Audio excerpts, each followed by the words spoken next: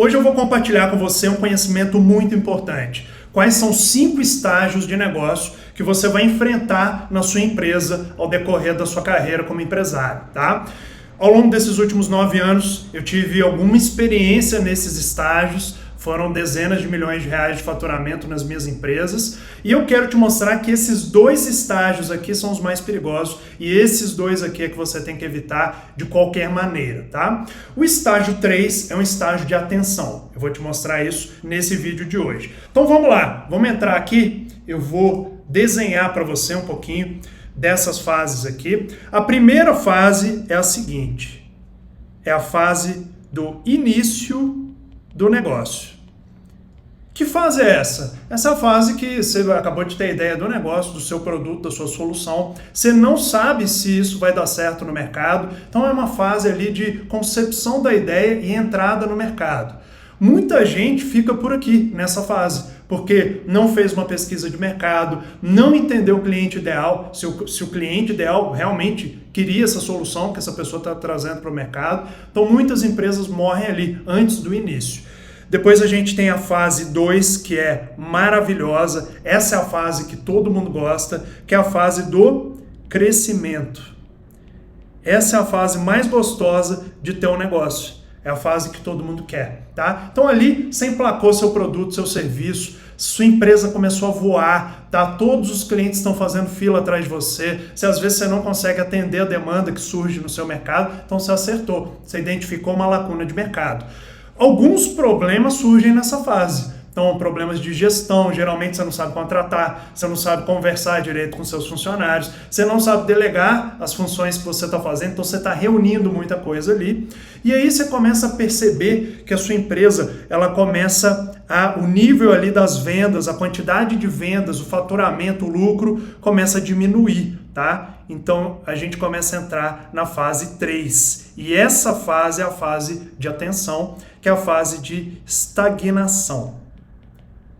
Essa é a fase onde você começa a vender menos e a coisa começa a ficar preocupante. E eu ainda divido essa fase aqui, ó, em 2 etapas, tá? Que é aquela etapa onde você está percebendo que suas vendas estão diminuindo, que o seu negócio está deixando de tracionar, como estava aqui na fase 2, tá? E a segunda fase dentro da estagnação é essa aqui, onde você já percebeu que os seus números estão caindo. Tá? Então, por exemplo, você está mantendo os mesmos números de alguns meses atrás, ou esses números já começaram a diminuir um pouquinho. Então, essa é uma fase de atenção. E aí a gente começa a entrar no estágio 4. E o estágio 4 é o estágio que nenhum empresário gostaria de estar. E eu já estive nele algumas vezes. E é um estágio preocupante, que é o declínio. Deixa eu escrever melhor aqui, ó, aqui dentro. Declínio do negócio. Essa é uma fase que você não quer estar como empresário, não quer chegar de jeito nenhum, que é uma fase preocupante. Finalmente, a gente tem o fim da empresa. Aqui você não conseguiu levantar a empresa, voltar ela para o nível 2 de crescimento e o seu negócio quebrou, tá? Então, essas são as 5 fases. Henrique, toda empresa passa por essas 5 fases? Toda empresa passa por essas 5 fases e eu vou te dar exemplos de empresas que estão hoje no mercado e quais fases elas estão. Ah, mas a Coca-Cola está aí no mercado já há mais de 150 anos. Sim, ela faz parte de 0,01% do mercado de empresas que já estão aí há décadas, há mais de 100 anos no mercado e ainda estão na fase de crescimento. Por quê? E aí eu vou te explicar um conceito muito importante. Quando você chega aqui na estagnação, você só tem 2 caminhos, percebe? Então, vou desenhar melhor aqui. A gente está na fase de estagnação. Quais são os 2 caminhos naturais que uma empresa tem? Então, você está vindo ali da fase de crescimento. Começou a platonar os seus resultados, ali, as suas vendas. O caminho natural, se você não fizer nada, é o caminho para o estágio 4. Porém, como que as empresas fazem para continuarem no mercado sem entrar nessa fase? E aí, isso aqui é o que eu chamo de ponto de inflexão. O que quer dizer um ponto de inflexão? Toda vez que você está no mercado, você começa a estagnar o seu negócio, a platonar o seu negócio, você precisa de algo que faça essa curva levantar e faça com que você volte aqui, ó, para o nível 2 do crescimento, que é o nível mais importante de todos. Então a gente sempre quer estar nesse nível aqui de crescimento, sempre. E os outros níveis são os estágios naturais que, enfim, como você viu aqui, levam ao fim, tá? Então hoje, nesse vídeo aqui, eu vou te mostrar como é que você consegue criar um ponto de inflexão no seu negócio para fazer ele levantar e você continuar vendendo aí, crescendo o seu negócio, que eu acredito que como empresário, todo empresário quer isso, né? Agora deixa eu te mostrar aqui empresas do Brasil e fora do Brasil que atravessaram essas 5 etapas aqui, esses 5 estágios para você entender bem. Quando o Nubank surgiu no mercado, há anos atrás, acho que mais de 10 anos atrás, ele surgiu com a ideia de que você poderia ter um cartão de crédito gratuito, em que você não pagaria taxa através de um aplicativo descomplicado. A ideia do Nubank era essa, mas eles não sabiam se isso ia dar certo ou não. Então, o Nubank está aqui, ó, como um bom exemplo de uma boa ideia no estágio 1 de negócio. Segundo estágio, uma boa empresa para a gente ter como referência, que cresceu muito, principalmente na pandemia, tá? Foi o iFood. Então o iFood é um exemplo de empresa que cresceu muito rápido e continua no estágio de crescimento, tá? E teve alguns pontos de inflexão ao longo da vida do iFood também, que são muito interessantes, e ao longo desse vídeo aqui eu posso trazer alguns desses exemplos também, tá? No estágio de estagnação, a gente tem um bom exemplo aqui, Casas Bahia.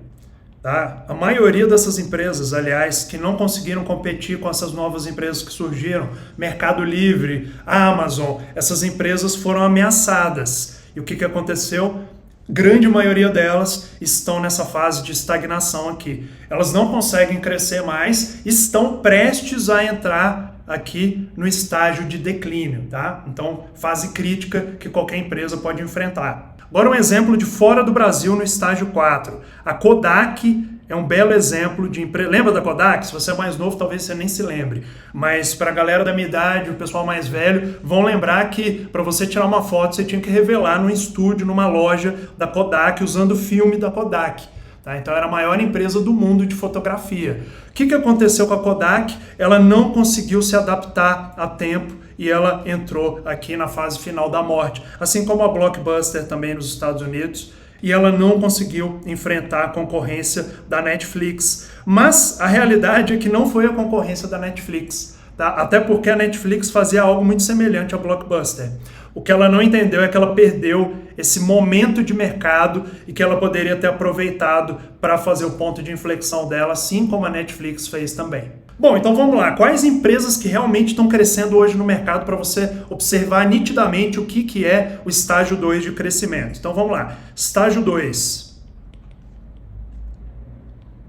Primeiro grande exemplo no Brasil, o Nubank, como eu disse aqui. Continua crescendo, continua inovando, está expandindo, está internacionalizando para a América Latina, não está no Brasil mais. O desafio deles agora é manter a rentabilidade à medida que eles estão aumentando a base de clientes. Então eles querem manter a mesma rentabilidade que eles têm no Brasil, fora do Brasil. Esse é o desafio da Nubank hoje, mas continuam voando, continuam crescendo. 2, um exemplo de outra empresa grande que está no estágio 2 de crescimento, o iFood. Primeira onda veio ali pós-pandemia ou durante a pandemia, que as pessoas não podiam sair, começaram a consumir ali o serviço do iFood, ele continua crescendo. E o interessante é o seguinte, essas empresas, gente, elas também entram no nível de estagnação, mas se você observar, elas sempre entram no novo fluxo ali de crescimento, que é justamente o que eu vou te trazer aqui como ponto de inflexão ao longo desse vídeo aqui. Quinto andar, outra empresa que está crescendo muito no Brasil, tá? Você vê que geralmente eu dou exemplos aqui de empresas de tecnologia, mas você pode observar na sua própria cidade. Tem alguém que está crescendo? Alguém que está abrindo novas lojas? Alguém que está expandindo a sua operação? Esse exemplo ele está em todas as cidades. Não são só as grandes empresas aqui que eu estou citando que passam por isso também. A Stone é outro exemplo desse. C6 Bank. São empresas que nitidamente estão aqui nesse estágio 2, tá? Agora vamos analisar algumas empresas clássicas do mercado que também estão no estágio 2. Então, não são empresas de tecnologia. Itaú é um bom exemplo. Dizem agora que o Bradesco está ele está na fase de estagnação ali, entrando na fase de estagnação, está perdendo muita gente aqui para o Itaú, tá? Então, nesses últimos anos, principalmente, não está sabendo se adaptar rápido ao mercado.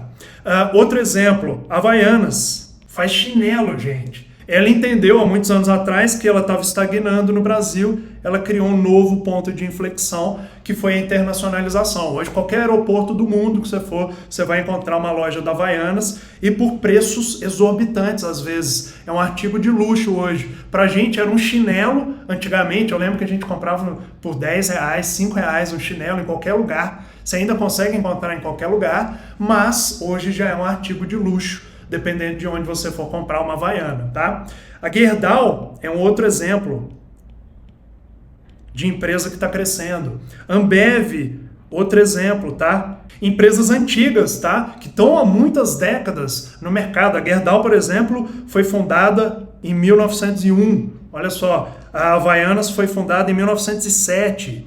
Ambev foi fundada em 1999.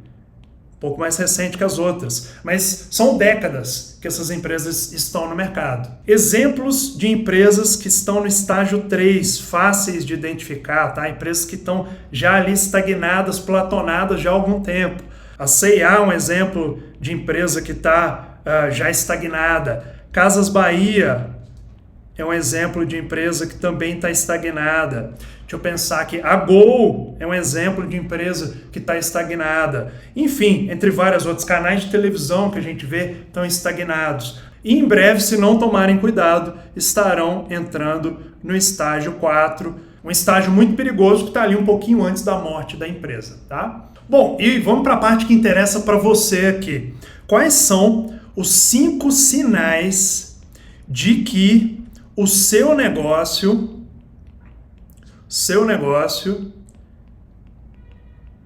está estagnando ou já está estagnado, tá? Então eu vou te ajudar agora a identificar se o seu negócio ele está estagnando ou já está estagnado, tá? Primeira coisa que a gente vai observar aqui é o crescimento. Como é que você mede o crescimento do seu negócio? Ano passado, a sua empresa crescia 10% ao ano, 20% ao ano, 30% ao ano. Esse ano, a sua empresa, se você fizer a média dos meses e comparar com o mesmo período do ano passado, a sua empresa está crescendo 2%, 3%, 5%, então teve uma queda no crescimento dela.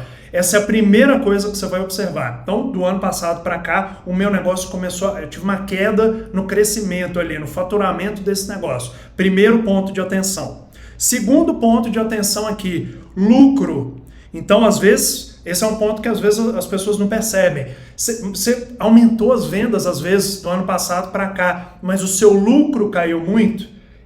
Ou seja, entrou menos capital na sua empresa, no caixa da sua empresa, nesse período, se você comparar com o ano passado, então é bom você já ficar esperto e ficar de olho nessa métrica aqui. O lucro é muito importante. Então, não é para você escolher só uma dessas métricas, é para você avaliar todo o seu negócio com essas 5 métricas, esses 5 sinais que eu estou te entregando aqui, tá?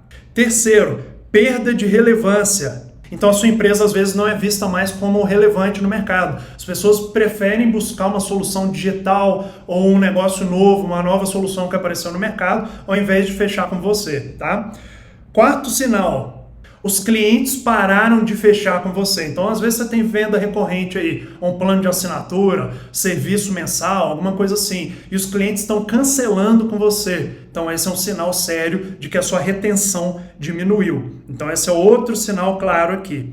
Se você faz uma venda só, você não tem um plano de recorrência, mas os clientes costumavam comprar sempre de você e agora eles estão diminuindo as compras, quer dizer que eles estão comprando de outras pessoas. Então a sua retenção no negócio foi afetada, você tem que ficar de olho nisso. O quinto sinal é de que você não está mais inovando.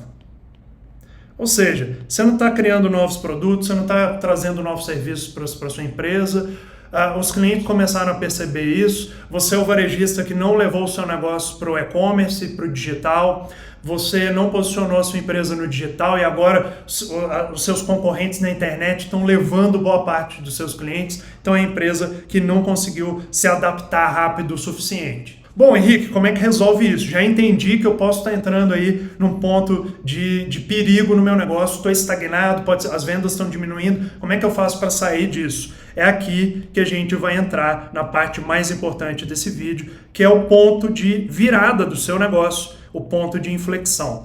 Como é que funciona um ponto de inflexão? Tá? Vou te dar vários exemplos aqui. Primeiro exemplo, a Netflix, tá?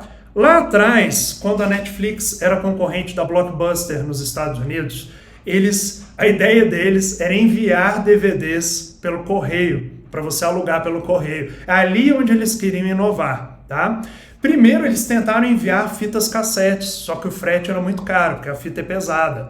Já no DVD, eles viram uma oportunidade, porque o DVD era fininho, cabia dentro de uma carta, e eles podiam enviar isso para casa das pessoas. Só que tinha uma série de problemas nisso, às vezes a pessoa não devolvia, enfim, eles tinham vários problemas em relação a esse tipo de produto. O que aconteceu? Eles entraram em contato lá com a Blockbuster para serem comprados, provavelmente ali, para acelerar a venda. A Blockbuster fez uma oferta de compra, se eu não me engano, 1 ou 2 milhões de dólares, e eles não aceitaram ser comprados, tá? E aí eles começaram a inovar no novo mercado. Então, a Netflix começou ali a crescer um pouquinho e já estagnou. Já foi bem difícil esse início aqui.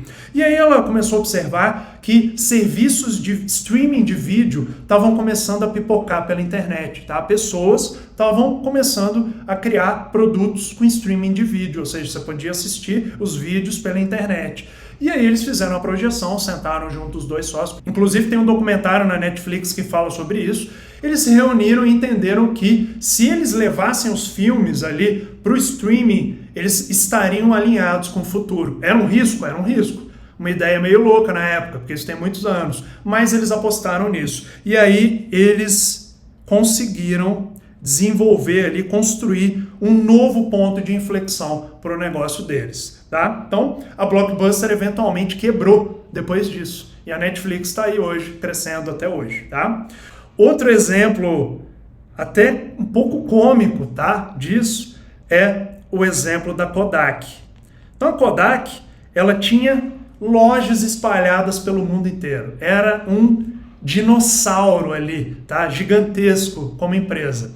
E aí, dentro dos laboratórios deles, eles desenvolveram, não sei se você sabe disso, a primeira câmera digital do mundo. Um dos cientistas deles desenvolveu ali dentro do laboratório deles a primeira câmera digital do mundo. E apresentou isso para os diretores na época, e os diretores falaram, não, isso aí nunca vai pegar. O computador na época era horroroso, então eles imaginaram aquela imagem horrível num computador e não investiram nessa tecnologia e não fizeram a previsão de que essa tecnologia iria bombar no futuro. O que aconteceu? A Kodak desapareceu do mercado. Então aqui, gente, tem dois exemplos do que fazer, tá? A Netflix ali se adaptando, ó, contra o que não fazer, que foi o que a Kodak fez, ela perdeu o momento, tá? Então a Netflix conseguiu construir ali um ponto de inflexão, enquanto a Kodak perdeu um ponto de inflexão. Grandes concorrentes surgiram no mercado com soluções para câmera digital e aí a Kodak sumiu do mercado. Outro exemplo de empresa que fez certo, tá? Dessa vez, a Apple, tá? Outra empresa que acertou muito bem na hora de fazer o ponto de inflexão dela. Quando que surgiu o ponto de inflexão da Apple? Quando ela deixou de fazer computadores, a empresa já estava estagnada. Quando Steve Jobs voltou para a Apple, a empresa estava vendendo bem os computadores, mas ela estava ali num ponto de ou vai para baixo ou vai para cima. E aí foi quando eles finalmente lançaram o iPhone. Então deixa eu completando aqui para a gente entender. Então o ponto de inflexão da Netflix foi o streaming, o ponto de inflexão da Apple foi o iPhone, o novo produto, tá, que eles lançaram no mercado. A Magazine Luiza é outro exemplo de empresa que criou um ponto de inflexão. Quando que ela criou o ponto de inflexão? Quando ela decidiu ir para a internet e criou a sua loja virtual, enquanto as outras empresas demoraram para fazer esse movimento. Henrique, entendi. Eu, como um dono de negócio, o que eu tenho que fazer para não entrar ali no estágio 4 e 5, na zona da morte de um negócio? Você tem basicamente 4 opções. Então vamos lá. 4 opções que todo dono de negócio tem com a sua empresa ali. Primeira opção, quebrar. Essa opção existe. Se você não fizer nada no seu negócio, não criar um ponto de inflexão nele, ou seja, você é obrigado a criar um ponto de inflexão, gente. Essa não é uma opção, tá? Eu fazendo esse vídeo, eu quero que você entenda isso. Você é obrigado a criar um ponto de inflexão no seu negócio. Senão você quebra, senão você morre. Por isso a importância de inovar no seu negócio. Então, se você não fizer nada, você quebra, tá? Simples assim. 2, você pode fechar a empresa. Essa opção, ela é melhor do que quebrar, concorda? Porque quebrar você vai ficar devendo para um monte de gente, para fornecedor, para banco, vai ser uma coisa bastante desagradável, vai sujar seu nome, enfim, vai demorar para você se reerguer. Geralmente no Brasil, você vai demorar uns 10 anos ali para se reerguer, tem gente que consegue mais rápido, tem gente que se reergue em 1, 2 anos. Fechar a sua empresa, você fecha tudo bonitinho, você encerra oficialmente a sua empresa, você resolve lá com seus clientes, com seus fornecedores, com o banco, tudo, tá tudo certo, você pode começar um novo negócio. Você também tem essa opção, tá? A melhor de todas, a melhor não, que a melhor é a 4, tá? Mas eu diria que a segunda melhor opção que você tem é vender o seu negócio. Henrique, quando que você vende o seu negócio? Ó, vou desenhar aqui de novo. Estamos lá no gráfico, né? Nos 5 estágios da empresa. Onde você vende melhor é aqui, no estágio 2, onde você está crescendo. Os números estão ali maravilhosos. É ali onde você vai vender muito bem a empresa. Tá? Para quem tem interesse em vender, é aqui onde você tem que pensar em vender a sua empresa. Aqui a sua empresa já vai valer bem menos. Porque você já vai mostrar números que não são tão interessantes para o mercado.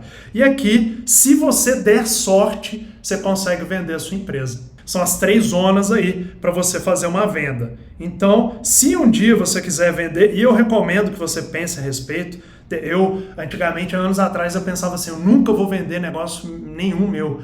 E a verdade é que eu perdi uma grande oportunidade no passado, há uns 4, 5 anos atrás, quando me ofereceram uma grana violenta por uma das minhas empresas e eu não vendi. E esse é um dos arrependimentos que eu tenho na minha carreira como empresário. Eu deveria ter vendido. Tá? Então são coisas para você avaliar. É sempre bom você colocar as coisas na mesa e pensar sobre todas as oportunidades, enfim, que você tem. Ameaças também, por aí vai. E a 4ª opção, a opção mais poderosa, que aí você não precisa vender seu negócio, você continua com o seu negócio, você continua com ele crescendo, e se um dia você encher o saco do seu negócio, você vai lá e vende ele, tá? Por opção, mas não por pressão do mercado, tá? É gerar um ponto de inflexão. Bom, Henrique, entendi. Então, dentre as opções que eu tenho essas 4 opções. Obviamente que o ponto de inflexão é o mais interessante deles. Como é que a gente consegue causar um ponto de inflexão na sua empresa? Eu quero que você comece a pensar aqui comigo. Primeira coisa, então vamos lá. Ponto de inflexão. Como é que a gente cria isso na nossa empresa para a gente não entrar na zona ali de estagnação? Número 1, você precisa de uma oferta estratégica no seu negócio.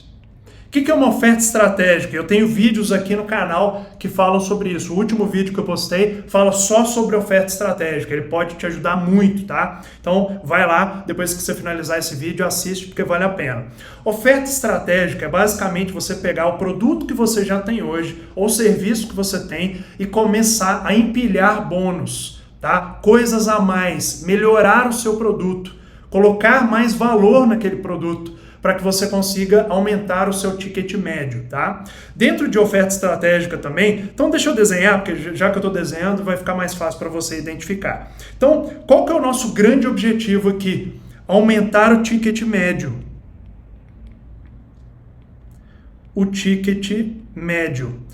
Por que a gente quer aumentar o nosso ticket médio? O que é ticket médio, Henrique? O valor médio do seu produto ou serviço. Por que você quer aumentar ele? Porque você aumenta a sua margem de lucro. Geralmente, tem que ser de uma forma que não aumente o seu custo. tá? Então, existem várias formas de fazer isso dentro de uma oferta estratégica. Então, seu objetivo é aumentar o ticket médio. Como é que você faz isso para aumentar também o ticket médio? Você pode começar a criar novos produtos e serviços com valores mais altos, coisa mais premium, tá? Então, se você está posicionado muito aqui em serviço ou valores ali mais baixos, tá? Seria interessante você começar a pensar em criar serviços de mais alto valor. Isso aqui a gente chama de escada de valor. Só isso aqui pode resolver o seu negócio. Então, se você já tem um produto que está vendendo muito bem, por que você não vende mais para o mesmo cliente novos produtos, tá? Produtos mais caros. Isso aí vai colocar dinheiro no seu bolso. Até porque o maior custo que você tem numa empresa, geralmente, é de trazer esse cliente. Então, se você já tem a sua carteira de clientes, o caminho ideal é criar novos produtos aqui, tá? Segunda coisa que a gente vai ter que fazer para criar esse ponto de inflexão, utilizar uma comunicação persuasiva. O que quer dizer isso? Existe um tipo de comunicação que a gente usa no marketing que é chamada de comunicação persuasiva. Então, não é falar mais, não é ficar enchendo o saco dos seus clientes, é falar de uma forma que o seu cliente ideal veja mais valor no seu produto do que em todos os outros produtos do mercado. Então, você tem que construir uma narrativa em volta do seu produto ou serviço, contando a história dele, contando a história da sua empresa, mostrando por que você é o único no mercado. Então, aqui está mais alinhado com o marketing, tá? Então, essa é a segunda etapa aqui do marketing estratégico. E a terceira etapa, muito importante também, é o foco no cliente ideal. Se você focar no cliente ideal, tá? Aquela pessoa que está pronta para comprar de você, a sua vida vai ficar muito mais fácil. Então, o segredo é focar em quem está disposto a pagar mais pelo seu produto ou serviço. Nas minhas consultorias aqui, muitas vezes eu estou conversando com as pessoas e aí, durante a consultoria, eu pergunto qual que é o seu cliente ideal? E aí a pessoa não sabe me responder. Ela nunca parou para pensar nisso. Ela tenta vender para todo mundo. Por tentar vender para todo mundo, ela tem uma comunicação generalista, tá? E não a comunicação persuasiva que eu falei aqui agora há pouco. Generalista. E essa comunicação a gente não quer ter no nosso negócio de jeito nenhum, tá? Porque você está diluindo o poder da sua mensagem no seu marketing. A gente não quer isso. A gente quer o quê? Uma comunicação persuasiva. Para ter a comunicação persuasiva, que eu falei agora há pouco, você precisa definir o seu cliente ideal. Porque sem saber exatamente para quem que você está vendendo, você não vai conseguir conversar com ele, tá? Como é que você faz isso? Primeiro você começa a analisar quem mais compra de você. Qual que é o perfil dessa pessoa? É homem, mulher, tem 20 a 50 anos, é de classe mais alta, classe mais baixa, e aí você vai começar a se comunicar para essa pessoa que é o seu cliente ideal. Então a gente vai aprender aqui nessa etapa a se comunicar com esse cliente aqui, tá? E aí você vai resolver os problemas aí de vendas e de crescimento na sua empresa fazendo isso aqui que eu acabei de falar, tá? Bom, existem outras formas também de você melhorar os processos aí na sua empresa, e aí você pode fazer automação de processos. Isso aí vai ajudar bastante. Primeiro eu focaria nesses 3 pontos que eu fiz aqui agora, tá? Então são os pontos mais importantes para você criar um ponto de inflexão, mas depois eu também focaria em automação, em parcerias com empresas que podem te ajudar. Por exemplo, no seu mercado, o seu cliente ele frequenta outras empresas de outros nichos, outros mercados também. Qual parceria estratégica você poderia fazer com essas empresas? Tá? O que você poderia construir em conjunto com eles? Que seria bom para eles, você pode mandar os seus clientes para eles, mas eles mandam de volta os clientes deles para você. Então essa é uma coisa importante. Hoje, indispensável também, expansão digital. Se você não está na internet, você não existe hoje, tá? E como eu falei, aumentar o ticket médio.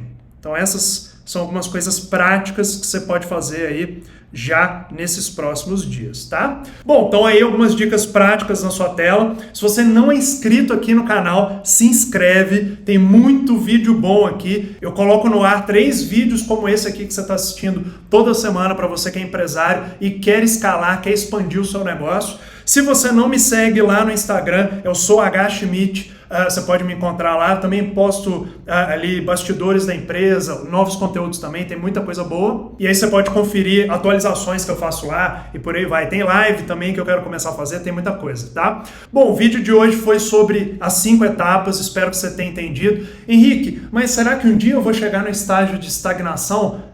Não é assim que a gente tem que pensar. Você tem que ter certeza que um dia você vai chegar no estágio 3 de estagnação. Isso é certeza que você vai chegar lá. O que você vai fazer antes disso ou durante isso é que vai ditar se a sua empresa vai continuar no mercado ou não. Se você fizer isso tardiamente, depois que você já está no estágio ali de declínio, muito provavelmente você não vai conseguir sobreviver no mercado. Então você tem que agir rápido, tá? Os grandes empresários não trabalham mais, eles trabalham melhor, eles sabem a hora de agir, tá? A hora certa de agir ali e encontram um ponto de inflexão como esses que eu te mostrei aqui hoje, que você também pode causar no seu mercado. Se você quiser minha ajuda pessoal, quer mandar uma dúvida, vai lá no Instagram, manda no meu inbox que eu respondo todo mundo. Se você quiser uma consultoria comigo mais próxima, aqui tem um link abaixo que você consegue se inscrever, ou através do Instagram você também consegue falar comigo, eu te explico melhor como é que funciona a consultoria, tá? Te vejo no próximo vídeo, é isso aí, crie um ponto de inflexão no seu negócio, antes que seja tarde, tá? Começa a pensar nisso.